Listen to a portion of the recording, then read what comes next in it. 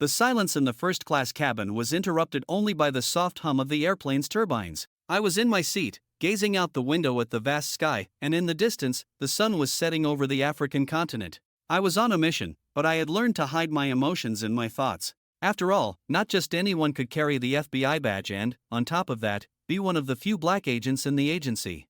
I barely had time to organize my thoughts when I felt a presence beside me. A burly man, dressed in a tailored suit with an impassive expression, was staring at me from head to toe, as if I were an intruder. His eyes carried a coldness I recognized from afar. Jack was the typical businessman, with arrogance written all over his face. When he looked at me, a crooked smile broke out on his face. Is this what they are calling national security now? A woman, and on top of that, well, someone like you, he said, his voice heavy with disdain and a tone that didn't hide his racism. His words hit me like a punch in the stomach, but I maintained my composure. In training, I was taught that it was crucial to remain impassive, not to give anyone the satisfaction of seeing my weakness. I am on an official mission, sir. The safety of everyone is my priority, I replied calmly, looking him directly in the eyes, trying not to let him see how much his words affected me. Jack laughed, a laugh that echoed between the luxurious seats. Really? Well, good luck with that, Agent. It's a big world out there, and not everyone is going to like seeing someone like you in charge. I knew it wasn't just a matter of color for him, but of control, of power. In that moment, I decided I wouldn't let a man like him shake me. He continued talking, his comments dripping with venom and insinuations that brought forth a hatred that seemed deeply rooted. But I held my ground, reminding myself of the mission I needed to accomplish. Only, to my surprise, that wouldn't be the end. Jack was involved in something much larger, and soon I would discover that our encounter was not by chance. The flight continued on its course, and I did my best to ignore Jack's unpleasant presence beside me. My training had taught me how to deal with racist and disrespectful comments, but there was something about him that sparked an uncommon unease. He was now speaking on the phone, as if there was no one around, with an authoritative tone that echoed down the cabin aisle. In the midst of his speech, a phrase caught my attention: "Everything will be ready when I arrive in Cape Town. The shipment of diamonds is already with the middleman, and the money will be transferred as soon as I set foot on South African soil." My instinct as an FBI agent kicked into high gear. Jack was not just some businessman, he was involved in diamond trafficking. And if he was reckless enough to mention it on a commercial flight, it was because he believed he was untouchable. The information he had just revealed was enough to open an investigation, and my mission in South Africa had taken on an even more complex layer. I pretended to be asleep, trying to catch every detail of the conversation. He mentioned the name Samir, a well-known middleman in the black market for jewelry and precious stones. From that point on, every second beside Jack became a mental battle. He had no idea who I was, and now it was up to me to take advantage of this to gather information. Shortly after, he hung up the phone and, as if he had read my thoughts, turned to me with a calculated smile. "Curious to see someone like you so far from home. Where are you from? Some American state where everyone is patriots?" His comments continued to be sharp, but my mind was focused on the mission. I stared at him, responding only with the essentials. "Washington, D.C., I said coldly, trying to hide how disturbed I was to be so close to a man like him, someone who represented not only hatred but also dirty, limitless power. Jack began talking about his wealth and his connections, always hinting that for him, money could buy anything, including impunity. He spoke of the business he conducted in South Africa, mentioning the influence he had over politicians and companies. With each sentence, he revealed more about himself, and each word was an opportunity to collect information that could be vital. Shortly after, the commander announced that we would land in Johannesburg in 2 hours. I felt a strange mix of relief and unease. This was not just an arrogant man, he was someone deeply involved in illegal activities affecting the country I was going to. I decided I needed to act, but act with caution.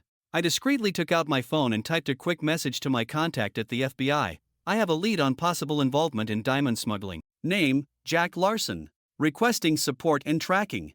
I sent the message and took a deep breath. I knew that when I got off that plane, every move would have to be calculated. As the aircraft began its descent, Jack turned to me once again. "I hope you enjoy your stay, Agent. South Africa can be a quite challenging place for people like you." Once again, the threatening tone in his voice was impossible to ignore. I prepared myself for what was to come next, aware that soon I would be facing forces much greater than I had imagined. When the plane touched down in South Africa, I felt a mix of relief and tension spread through me. The night sky of Johannesburg was dotted with distant lights, and the warm breeze seemed to carry an intense energy, as if the very environment was preparing me for what was to come. Jack walked ahead of me, ignoring my presence. His well-tailored suit and imposing demeanor made the people around him instinctively move away. I followed him from a distance, trying to keep a safe distance while calculating my next steps. As I crossed the airport terminal, I felt my phone vibrate in my pocket. It was a message from my contact at the FBI, tracking authorized. Jack Larson is on the watch list. We will coordinate with local authorities. Proceed with caution. Knowing I had support was a relief, but I knew that, in practice, I was alone in a foreign land, with someone who clearly underestimated my presence. With my eyes fixed on Jack, I saw him being greeted by a group of men in dark suits. They seemed to be his personal bodyguards, and beside him was a tall man with a sparse beard and sharp eyes. Samir, the famous intermediary. The confirmation made my heart race. He was known in several investigations as a key figure in the illegal diamond trade and money laundering schemes in South Africa.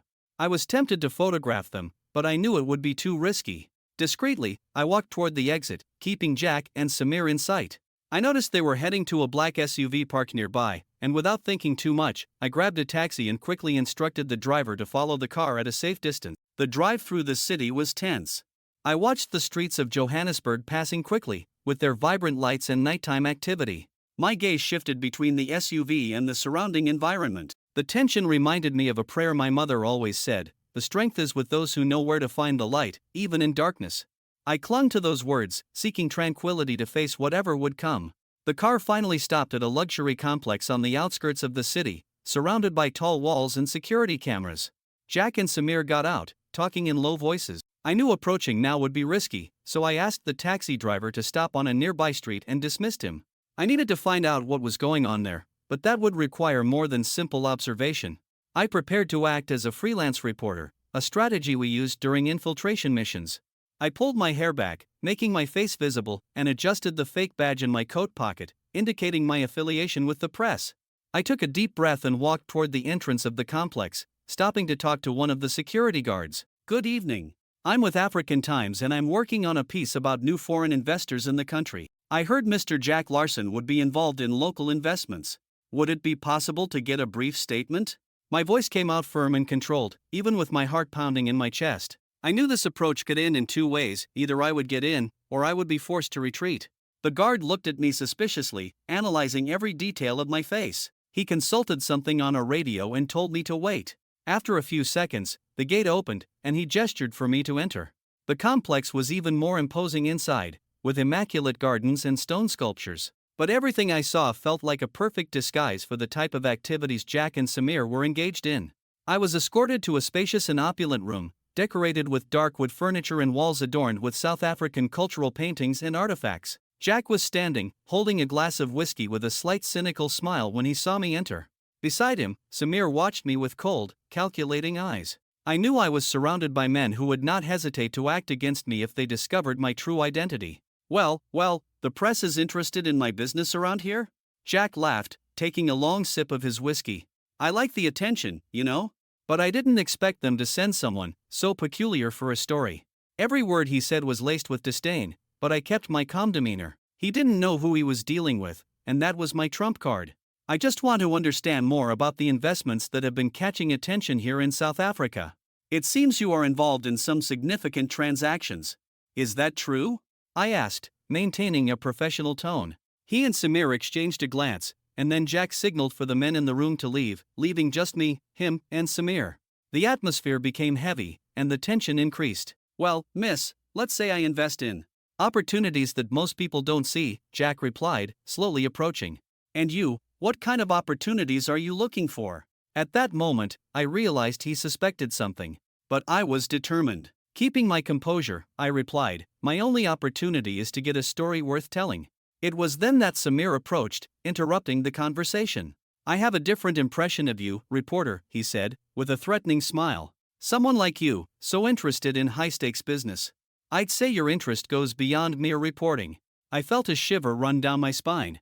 They were starting to become suspicious, and I knew I needed to act carefully to get out of that situation before they uncovered my true identity. Samir's gaze was penetrating, almost able to see through the thin facade I wore.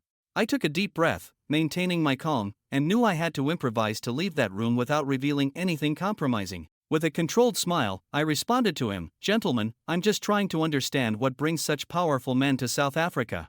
My editor thinks that foreign investments here are expanding, especially for businesses that stay out of the spotlight. Jack let out a low, ironic laugh. So that's what this is about? You want to see what's behind our businesses? He seemed amused, but at the same time, the tone of his voice made it clear that he was not someone who liked to be challenged. Samir, still suspicious, crossed his arms and stepped closer.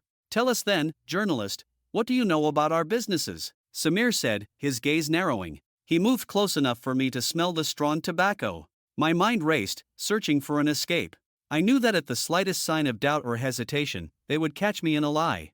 I needed to turn the tables, provoke, to buy time. With a challenging tone, I looked directly into Samir's eyes. If you prefer to keep things secret, I won't push. But know that not everything stays hidden for long. The global press is becoming increasingly aware of what happens here in South Africa, and you are right in the spotlight. Samir frowned, and for a brief moment, I saw doubt flash across his face. That was enough to create an opening. I would advise you to leave before your curiosity costs you dearly, he said, in a threatening tone. Jack remained silent, just watching, but there was a satisfied expression on his face, as if he appreciated the risk Samir was trying to impose on me. Don't worry, I continued, trying to maintain my confidence. If you don't want to talk, I'll leave. But know that there are people interested in knowing about you. Some of them may be much closer than you think. The insinuation was clear and calculated. Even without solid proof there, suggesting that I might have allies nearby would make them cautious. Jack and Samir exchanged glances, and Samir stepped back, pondering my statement. It was a risky maneuver, but it seemed to be working. You really have no idea who you are dealing with, Jack murmured, with a cold smile. But I noticed he was also not willing to make a scene there, especially with what I had suggested. He looked at Samir and, with a slight gesture, indicated that I should be released. The escort led me to the exit, and when I found myself outside, I took a deep breath, trying to control my racing heartbeat. I was free, but I knew I had crossed a dangerous line. Within minutes, they would probably do a quick search for who I really was. My disguise needed to be reinforced, and I had to act before everything fell apart. Already on the sidewalk, I pulled out my phone and sent a quick message to my local contact, urgent, compromised suspect. I need immediate backup for surveillance and protection. Objective, capture and investigation of Jack Larson and Samir Azam. Within minutes, a response came, support mobilized, coordinates and plan will be sent. I knew that after entering the wolf's den and making a strong impression, they would double their vigilance and take measures to protect their scheme. And there was a strong possibility they would try to act against me as well. Knowing this, I began to distance myself from the complex, staying alert to every movement around me. As I walked through the streets of Johannesburg, with adrenaline still running high, I realized I had crossed a line. It was no longer just a matter of mission, now, it was personal. Jack and Samir represented much more than a smuggling scheme, they were the face of impunity, the symbol of the dirty power I had sworn to fight against. That night, I knew I had taken a significant step, but I also knew I was getting closer to dangerous territory, where my life and my mission were in imminent risk.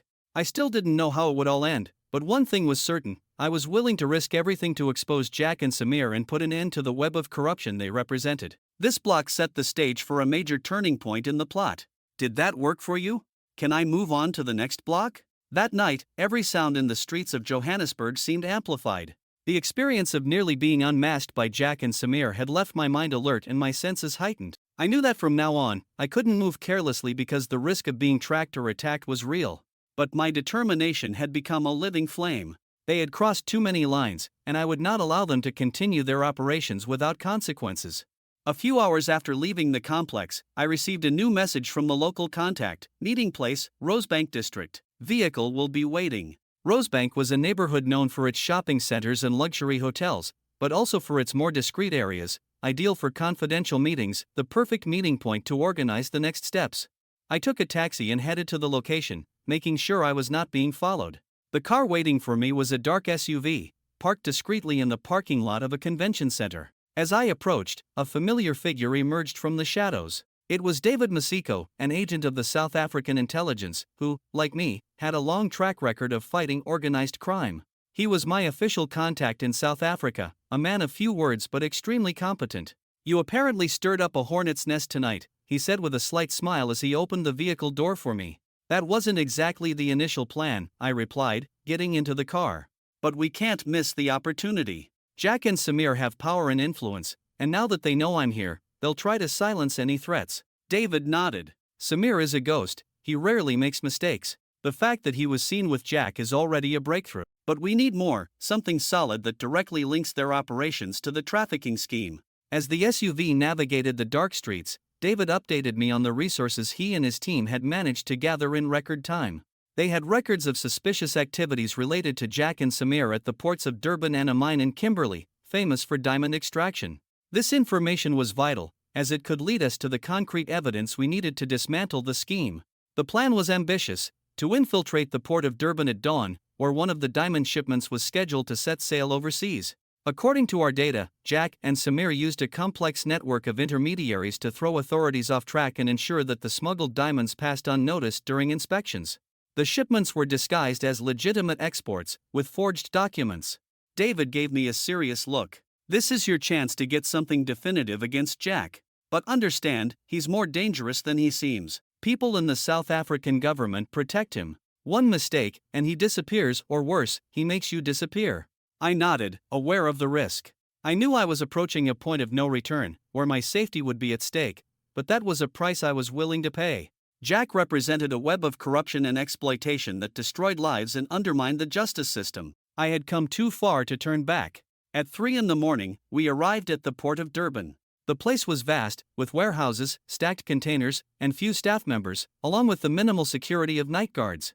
The silence was only broken by the sound of the sea and the sporadic movement of trucks and cranes. David and I moved in the shadows, positioning ourselves near one of the warehouses identified in the report. David had managed to obtain listening devices which we installed nearby, and as soon as we finished, we hid in an empty container, from where we would have a clear view of all the activity. Barely had we finished positioning ourselves when we heard voices approaching. It was Jack, accompanied by Samir and 2 other men. They spoke in low tones, but bits of the conversation could be heard. Jack seemed impatient. "I need the shipment completed before dawn," he said, his tone demanding. "Any delay jeopardizes our contacts in Europe." Samir replied with the same calculated coldness as always. "Everything is under control, Jack. We have assurances that no one will dare to intercept this shipment." David and I exchanged a look, and he gestured for me to prepare the discreet camera we had brought, ready to capture everything. The plan was to monitor the conversation and identify the specific codes and containers that would be loaded. With luck, we would get not only the footage but also the records of the shipping labels, linking Jack and Samir directly to trafficking. Suddenly, one of the men next to Samir pointed in our direction. My muscles tensed, and for a second, I feared we had been discovered. But instead, he was indicating a container near ours, which they began to open. Inside, several heavy bags were pulled out, and one was opened to reveal the unmistakable shine of raw diamonds. It was the confirmation we needed. David activated the transmission device, sending the captured images and audio directly to the South African Intelligence Center, where trusted authorities were on standby to support us and finally arrest Jack and Samir. But in a moment of distraction, a metallic noise slipped from my foot, hitting the side of the container. Jack and Samir turned, their gazes focused in our direction. David and I froze. "Who's there?" Jack shouted, and in moments, one of the men began to approach. I knew that fleeing would attract attention, so I waited for the right moment, and when the man was just a few steps from where we were hiding, David made a quick gesture, signaling that he was ready to act. My heart was pounding in a frenzied rhythm. The tension in the air was palpable. Jack's man was approaching with steady steps, and I knew that a wrong move could jeopardize everything. David looked at me, his eyes conveying a single instruction: wait for the right moment. With a silent breath, I adjusted my grip around a small blade I had hidden in my belt, ready for any eventuality. The dim light of the port partially illuminated our container, creating long, dark shadows. We were both hidden in the farthest corner, silent, trying to make our presence invisible. The man opened the adjacent container, his flashlight sweeping through the empty interior. He was just a few meters from us now, and I felt every second stretch into an eternity. My mind was on high alert, assessing every possible exit in case we needed to act. The door of the container we were hiding in creaked softly, betraying our position. A sigh of tension escaped my lips as the guard turned, calling for the others.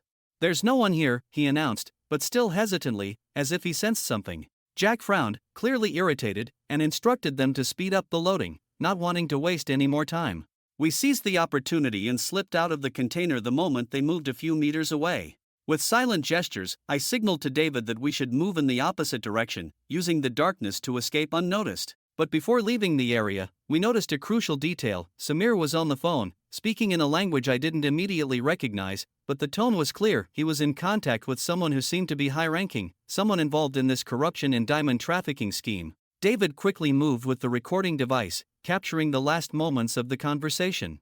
We managed to hear something about a special delivery on behalf of a man named Khalid. The mention of that name was not trivial. Khalid was a widely known name in FBI and Interpol circles, an internationally wanted figure involved in organized crime and money laundering. This connection elevated the case to a new level. The moment the conversation ended, David and I began to slowly move away from the cargo area. Our initial mission, obtaining visual evidence and capturing conversations, was successful. Now we had proof of Jack and Samir's involvement, along with a direct connection to Khalid.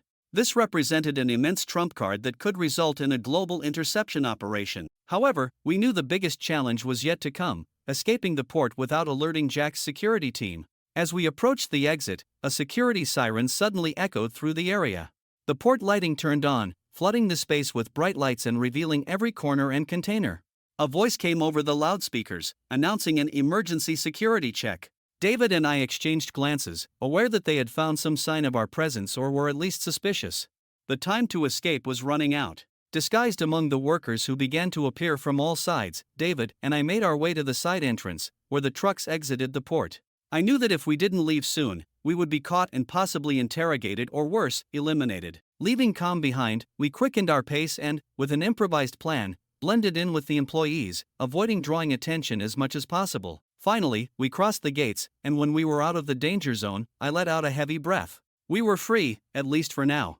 In the safety of a more remote street, David stopped and made contact with intelligence, reporting the events and relaying the captured data, including Khalid's name. Our local team would act immediately to gather more information while Interpol and South African authorities would be alerted. But we knew that the real blow against Jack and Samir would require something bigger: a coordinated operation, port interceptions, border control, and surveillance on every link of that corruption network. Now it's just a matter of time before we dismantle all of this, David said, with a determined look. But I knew Jack wasn't the type to back down without a fight. And for the first time, I felt that this power game between us was just beginning. The next morning, I received an encrypted message from the South African intelligence headquarters.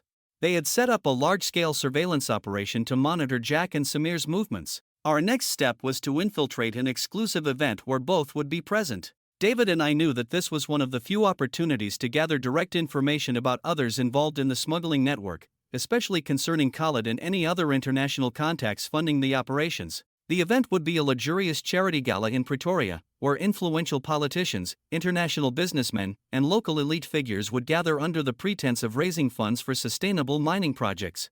Irony or provocation, I thought. However, this event would attract exactly the type of audience we were interested in.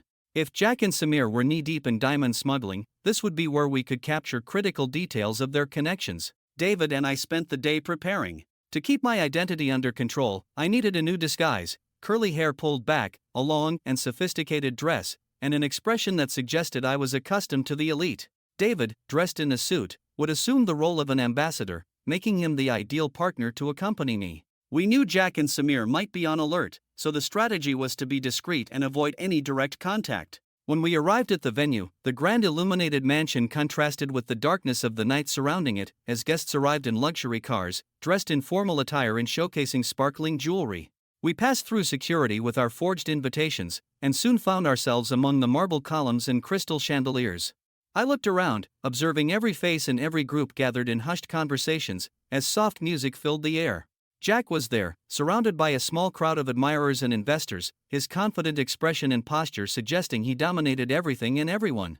My eyes found David, who was conducting a subtle visual inspection of the hall. Within minutes, he located Samir, who was talking to a man with a thick beard and gray hair, visibly tense and whom we would later identify as a South African politician connected to the mining sector. I knew we needed a precise approach so as not to alert anyone. David and I approached Jack and his group, assuming fictitious identities as new investors interested in the mining sector. Jack noticed our presence and, for a brief moment, his eyes locked onto mine, as if he had a vague recollection. The tension was palpable, but I managed to stay steady, displaying a formal smile. "Mr. Larson, it's a pleasure to finally meet you," I said, extending my hand. He shook my hand, but I noticed his expression subtly changed, as if he were trying to remember where he knew me from. "The pleasure is mine," he replied, with a hint of suspicion in his gaze. "Tell me, What type of investment are you interested in? David joined the conversation, diverting attention to a technical discussion about investments in mines and mineral transportation. Jack seemed intrigued but gradually relaxed and began to share details about his interest in the economic growth of South Africa. His words were carefully chosen, but his body language and nuances in his tone of voice made it clear that he was used to manipulating the people around him. After a few minutes of conversation, Samir leaned in and whispered something in Jack's ear. His eyes then turned back to me, but this time with a more calculating expression. I felt the danger growing. Jack may not fully remember me, but his intuition was alerting him to something. David, noticing the change in mood, quickly suggested we continue our business discussion in a more private area. Jack, with a sharp smile, agreed and led us to a spacious balcony, where only a small group of people was conversing, away from the main hall. With a glass of champagne in hand, he assessed us with more distrust than before, clearly trying to unmask who we were. Tell me, who exactly are you? He asked, in a more direct tone. We are investors from the Middle East, David said, keeping the disguise firm. We are interested in secure partnerships. Of course, our interest is in both profits and the security of assets. Jack laughed, but the sound was not friendly. Investors interested in security, huh? Interesting, seems you're in the right place, he said, casting an ironic look. There's a lot of interesting stuff happening here, things that might be sensitive. It was at this moment I realized he was testing our patience, trying to see if we would reveal anything. But before I could respond, my phone vibrated in my pocket, and with a discreet glance, I checked the received message. Khalid is at the event. Confirmed. Meeting point, East Wing. Move carefully. David noticed the message and gave me a knowing look. We had to get out of that conversation with Jack and head to the East Wing without raising suspicions. I made a polite gesture, saying, "It was a pleasure, Mr. Larson. Let's check out more of the event. Hopefully, we'll have another opportunity to discuss these interests." Jack smiled controlledly and watched us walk away. Upon reaching the East Wing, we found a glass door that led to an outdoor area. Khalid was there, talking to Samir in a secluded corner, apparently far from any prying ears. David and I hid in the shadows, observing every movement and recording the conversation with a discreet directional microphone. The conversation was revealing. Khalid and Samir were discussing a new route for diamond transport, mentioning a complex network of bribes involving political and police figures across 3 continents. Khalid described a plan to send another shipment through the port of Mombasa, Kenya, while discussing the payment that would be made to politicians to ensure the safe passage of the diamonds. Each word we captured was a vital piece to incriminate them, but the situation intensified when Khalid turned, his eyes falling directly on us. He stopped speaking, a deathly silence hanging in the air. David and I froze, aware that we had been discovered. Khalid took a step towards us, with a look of someone who had dealt with situations like this before. The tension was almost palpable as Khalid walked towards us, his cold and calculating eyes fixed on us. The threatening smile forming on his face left no doubt. He had dealt with spies before and knew what to do when someone crossed the line. David, always quick, pulled out his phone and typed a warning message to the support team. Compromised. Request immediate backup. Location, East Wing. Sending that message was a risk, but we knew time was against us. As Khalid advanced, Jack and Samir appeared beside him, their expressions full of pure suspicion and anger. So, investors, huh? Jack scoffed, his voice full of contempt. What kind of investors hide in the shadows to eavesdrop on others' conversations? I tried to maintain my composure and replied with a diplomatic smile, I think there's been a misunderstanding. We're just exploring the event, seeing if we find something interesting. Jack stepped closer, his face just inches from mine. Don't mess with me. I knew something was off with you from the start, he whispered, his eyes locked onto mine as if trying to decipher every thought. In a swift movement, he grabbed my wrist, squeezing tightly. Now you're going to tell us who you really are. David intervened, trying to defuse the situation. Excuse me, Mr. Larson, but this is an outrage. We are not obliged to tolerate this kind of treatment. But before David could speak further, Samir signaled to his security, who quickly approached and blocked the exit of the East Wing. We were trapped, surrounded, and I knew that any movement could trigger a dangerous reaction. Let's end this once and for all, Khalid said, finally speaking up. His voice was low but carried a chilling authority. You're clearly here for reasons that have nothing to do with investments. At that moment, I understood that the only way out would be to take a calculated risk. With a determined expression, I slowly pulled out a fake badge from my bag, one we used for risky disguises. It was an Interpol identification, created for critical situations. All right, I said, maintaining a steady gaze, we are from Interpol. We are investigating suspicious operations in South Africa, and your names are on the list." Jack and Samir exchanged a brief but meaningful glance. The initial surprise was quickly replaced by a mix of fear and anger. They knew that an Interpol operation was a very serious matter and that the organization had the authority to act directly against international criminals. Khalid, however, merely smiled, as if none of this affected him. He stepped forward, leaning slightly. "You think you can just show up here, at my own party, and threaten what we've built with a simple badge?" As he spoke, I noticed David discreetly glancing at the exit, watching the security that had begun to disperse.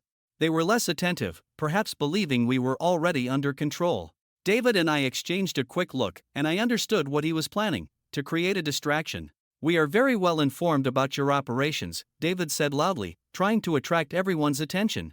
"And it won't be long before the authorities arrive." At that exact moment, he threw a glass to the ground, which shattered with a loud, sudden sound.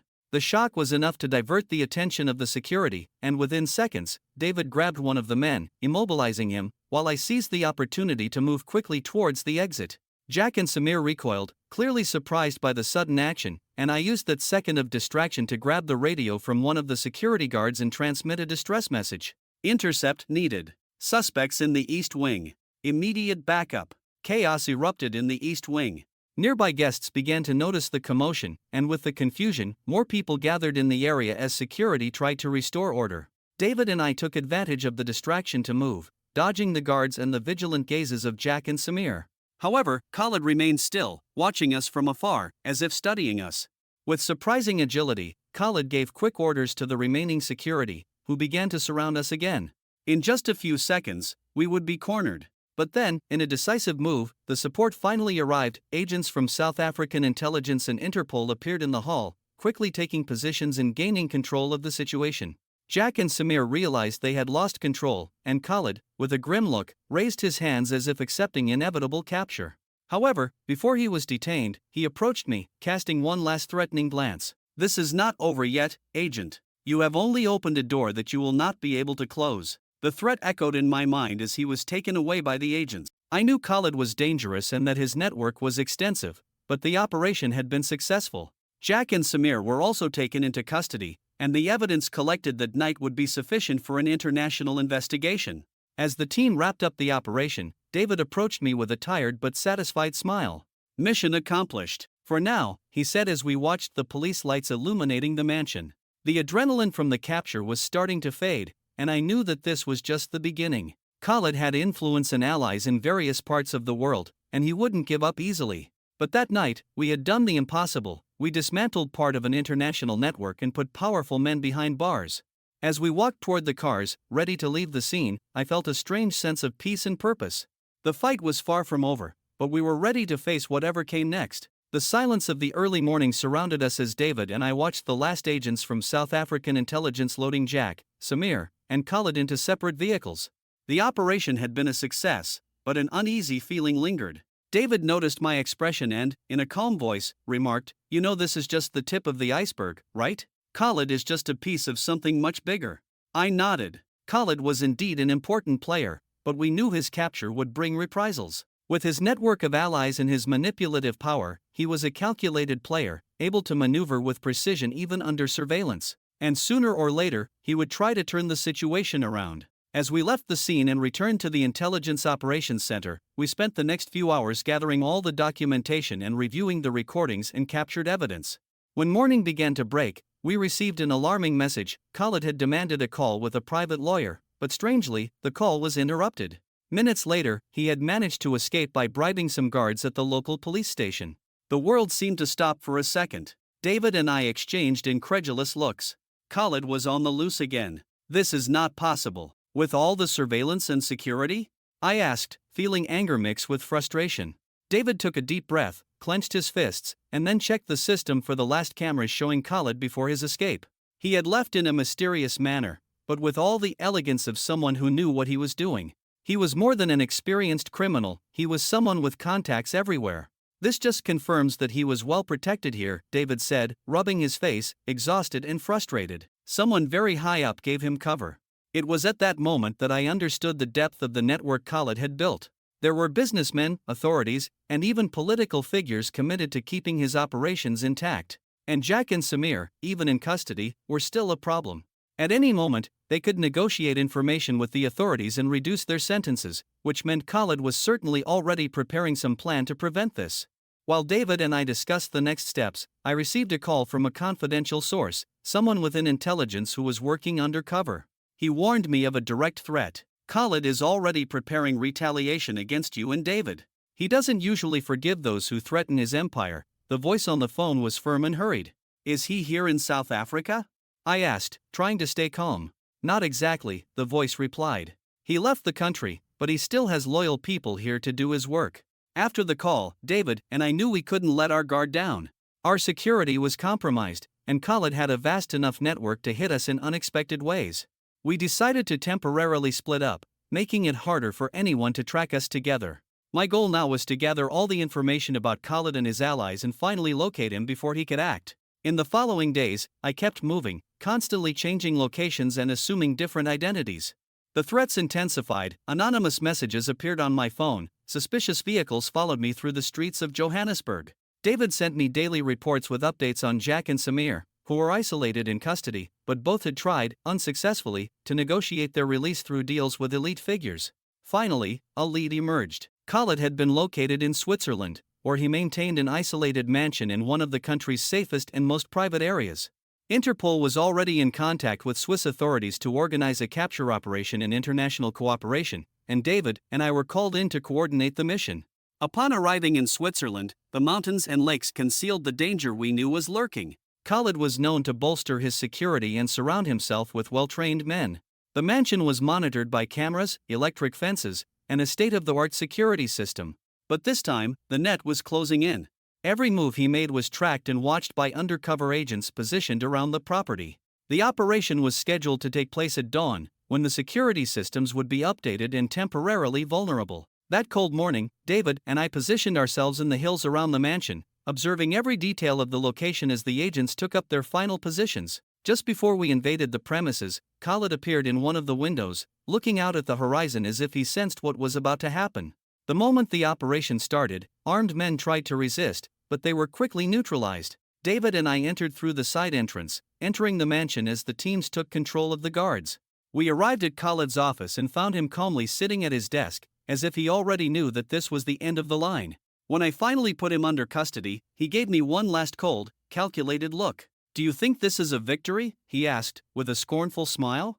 "There are many others like me, agent. You can arrest me, but the game never ends." His words resonated, but this time, I didn't allow doubt to settle in. Khalid was escorted by Swiss agents, and David and I left the mansion knowing we had dealt a devastating blow to the corruption network. The operation had been long and dangerous, but the capture of Khalid represented a victory not only for us, but for all those who had suffered from his impunity. As we returned to base, David looked at me, with a subtle and determined smile. "This is just the beginning, isn't it?" I nodded, knowing that Khalid's words still echoed in my mind. "Yes, but now we have the advantage, and we are ready for the next step." Finally, with Khalid's arrest and the dismantling of a significant part of his network, we had created a break in the structure of organized crime. The road ahead would be long and full of challenges, but together, we were ready to face whatever came. After Khalid's capture, we returned to Johannesburg as heroes, but we knew the mission was far from over. His arrest had weakened the network, but as Khalid had stated, he was just a piece in a much larger game. Now, our mission was to uncover the other tentacles of this organization, expose its influential contacts, and ensure that the crime empire he had built was finally destroyed. A few days after our return, David and I met with a special team from Interpol and local authorities, consisting of experienced agents and analysts who had studied Khalid's operations for years. The goal now was to follow the financial and logistical leads connecting Khalid to his international allies. The work was complex. It involved tracking bank transfers, analyzing fake contracts, and investigating shell companies. Each suspicious transaction revealed another link in the chain of corruption. During this intense investigation, we received a valuable tip. One of the diamond containers that had been intercepted at the Durban port had a label indicating a shipping company based in Dubai, called Serene Exports. Upon closer analysis, we discovered that the company was not what it seemed. It was a front for a larger organization, with operations in various parts of the world. This was the connection we needed to move forward. We decided to act quickly. In a meeting with the team, it was decided that a small delegation from Interpol would be sent to Dubai to investigate the headquarters of Serene Exports and identify more individuals involved. David and I were assigned to the mission, along with a local support team composed of financial intelligence and infiltration specialists. Upon arriving in Dubai, the contrast was striking. The towering skyscrapers, luxury, and glamour concealed the underworld of crime that operated in the shadows. Serene Exports occupied an entire floor in a modern, discreet office building, where exports for international destinations were handled. Using false identities, David and I entered the company posing as potential clients interested in transporting rare commodities. We were received by a company manager, a man named Amir, who displayed a disturbing calm, something typical of someone used to hiding secrets. As Amir showed us around the office and explained the exclusive services of Serene Exports, David asked strategic questions about security procedures and confidentiality guarantees. It was obvious that Amir was used to dealing with clients who did not want to attract attention. After some time of conversation, Amir suggested a tour of the company's warehouse for goods, where all the containers were stored before transportation.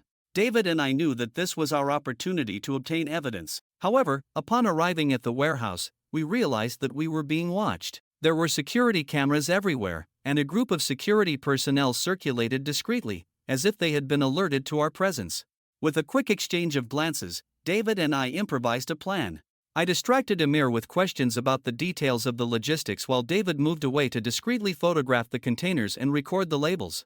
He also managed to install a small tracking device on one of the containers, aiming to monitor where it would be transported next. However, at the moment we were finishing the inspection, Amir seemed to suspect something. He looked at us with a forced smile, but his eyes showed distrust. "Well, I hope our company has met all your expectations," he said in a cooler tone. I knew he was trying to gauge our intentions. "Yes, what we saw is impressive," I replied, maintaining my composure.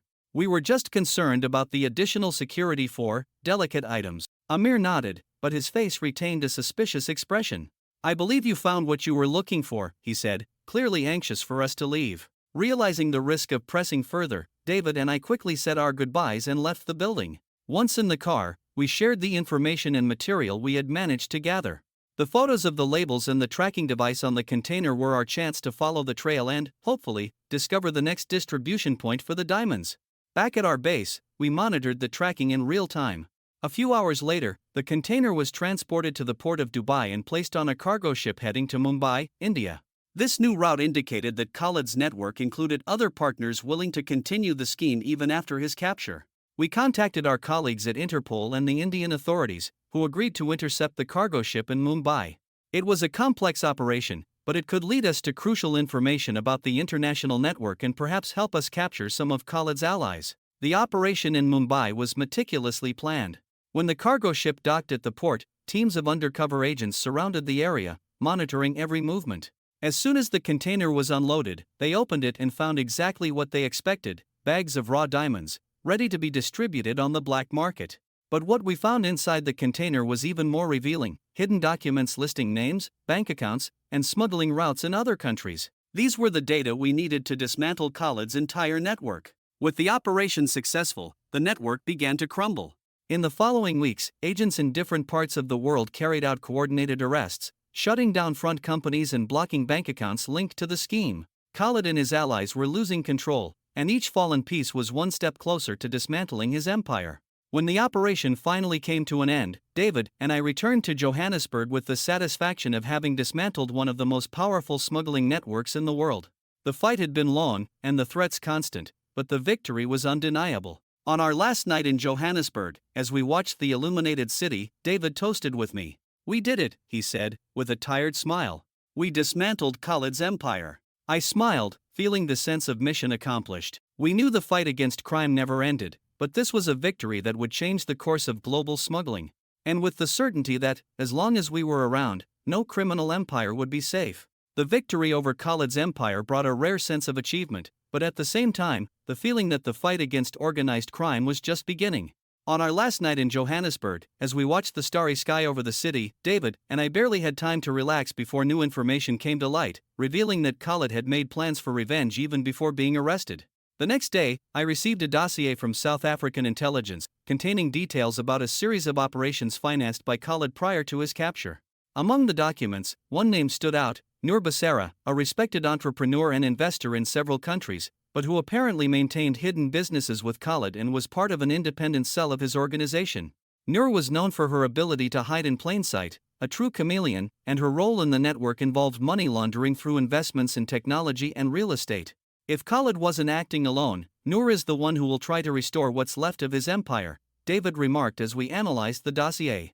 This new discovery showed that the network was even more extensive than we had imagined and that Noor, with her influence and disguises, could be even more dangerous. Without wasting time, we traveled to London, where Noor Becerra maintained a front company responsible for international investments. The plan was to infiltrate her inner circle, to discover how she was financing Khalid's remaining operations and, mainly, to understand the extent of her network of contacts. In England, our identities changed once again. I was now a financial consultant interested in international partnerships, David, my partner. With this identity, we managed to schedule a meeting with Noor, where our goal was to probe her intentions and try to gather evidence of her ties to Khalid's organization. When we finally met with Noor, she appeared cordial, but with an aura of authority and confidence that she did not hide. Her presence was imposing, and every gesture revealed a unique ability to command. She welcomed us in a spacious office, surrounded by glass with a magnificent view of London. Noor greeted us with a firm handshake and attentive eyes, assessing us without any disguise. "So, you are seeking partnerships in unstable territories," she said with a slight smile. "I can help you, as long as you are willing to understand what that entails." As she spoke, I perceived the layers of hidden intentions in each word. Noor knew who she was dealing with, but maintained control, knowing she had a powerful network protecting her.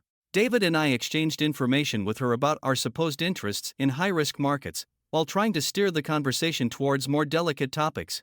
Noor mentioned operations in countries where Khalid had operated and, unknowingly, gave us hints about where she still maintained hidden businesses. After the meeting, we analyzed the recordings we had captured, discovering that Noor maintained connections with other members of the organization in strategic cities across Asia and the Middle East. She was silently rebuilding Khalid's empire, unnoticed by anyone, investing the laundered money in legitimate businesses and expanding her network of influence.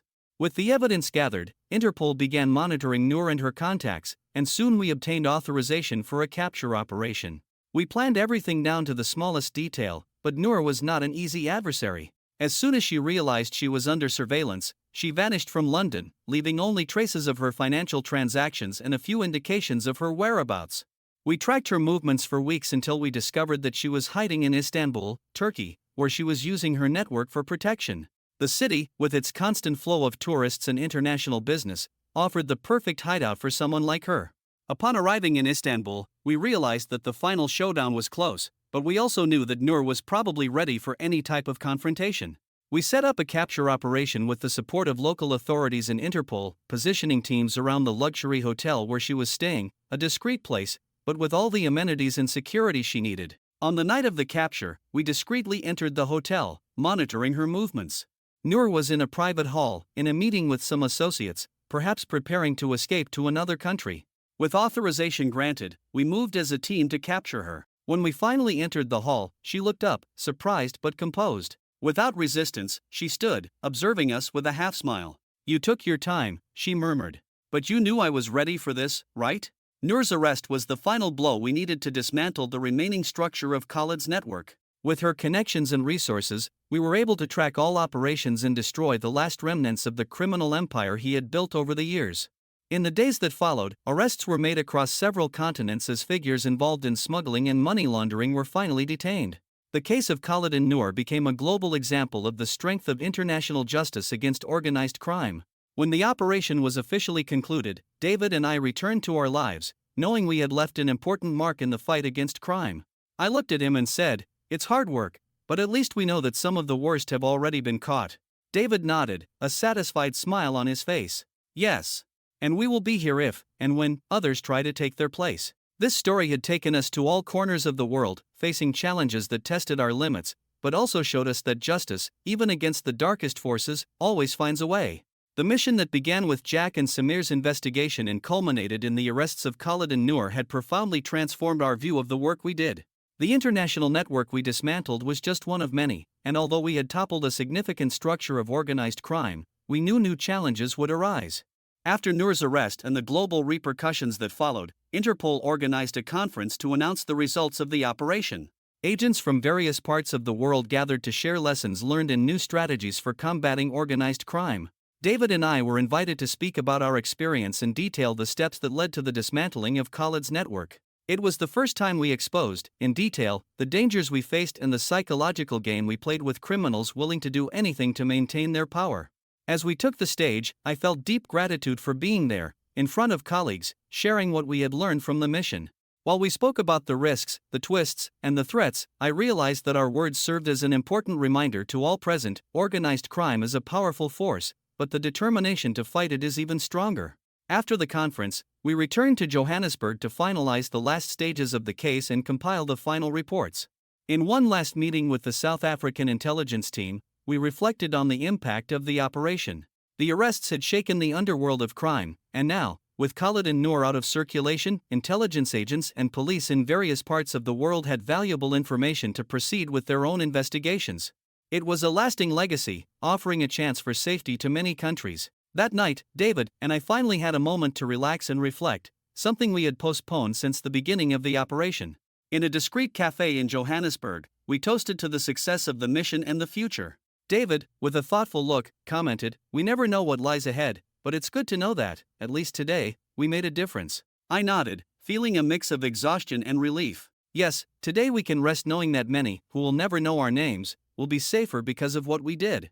The cafe was quiet, and the night sky of Johannesburg was dotted with stars, as if the city were at peace after everything we faced. I looked at David, my partner in all battles, and felt that we had gone through something that would change us forever.